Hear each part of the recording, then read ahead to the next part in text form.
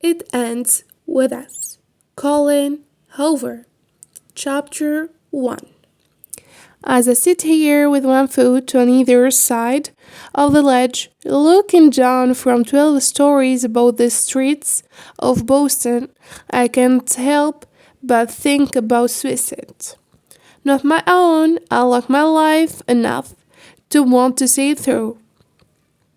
I'm more focused on other people and how they ultimately come to the decision to just end their own lives.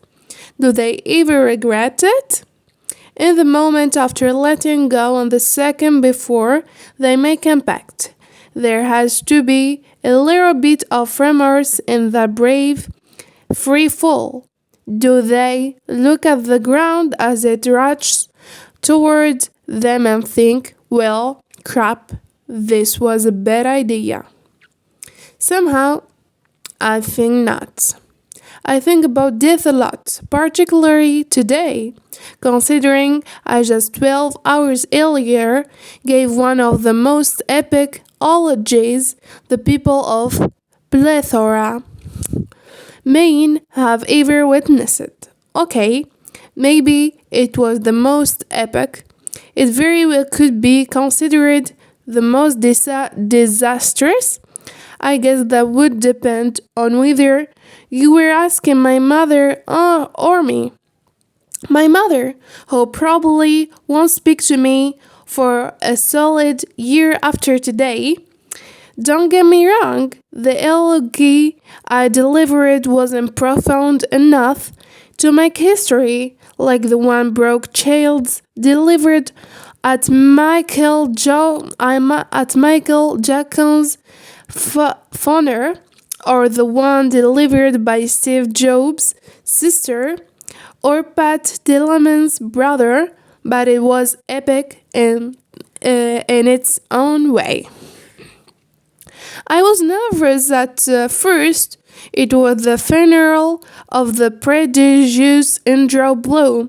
After all, adored mayor of my hometown of Plethora, Maine, owner of the most successful real estate agency within city limits, husband, red hair, husband all of Plethora, and father of Lily Bloom, that strange girl with erratic red hair who once fell in love with a homeless guy and brought great shame upon her entire family. That would be me. I'm Lily Bloom, and Andrew was my father. As soon as finished delivering his eulogy today, I caught a flight straight back to Boston and hijacked the first truth I could find. Again, not because I'm suicidal. I have no plans to scale off this roof. I just really needed fresh air and silence. And damn it, if I can't get that from my third floor apartment with absolutely no rooftop access and a roommate who likes to hear herself sing.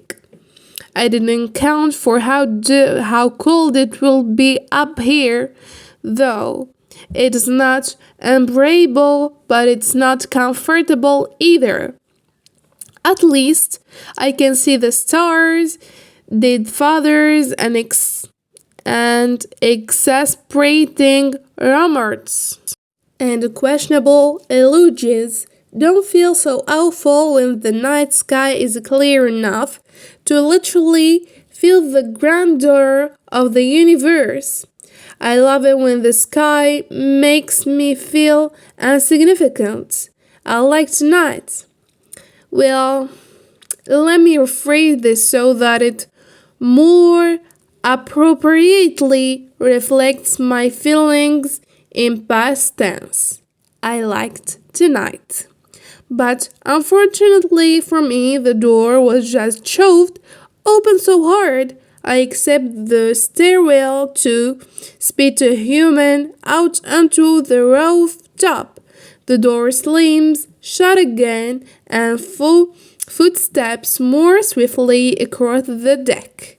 I don't even I don't even bother startling the ledge of the left of the door. They came down here in such a hurry. It isn't my fault if they assume they're alone. I quietly close my eyes and lean my head against the stucco wall behind me, cursing the universe for ripping this peaceful, introspective moment out from under me. The least the universe could do for me today is ensure that is a woman and not a man. If I'm going to have company, is ensure that is a woman. I'd rather it be a female. I'm tall for my size and can probably hold my own in most cases, but I'm too comfortable right now to be on a rooftop alone with a strange man in the middle of the night. I might fear for my safety and feel the need to leave. And I really don't want to leave. As I said before, I'm comfortable. Sorry, I'm comfortable. I finally allow my eyes to make the journey to the silhouette leaning over the ledge. As luck would have it, he is definitely male. Even leaning over the rail, I can tell his tall, broad shoulders create a strong contrast to the fragile way he's holding his head in his hands. I can barely make out the wavy rise and fall of his back as he drags in deep breaths and forces them back out when he's done with them.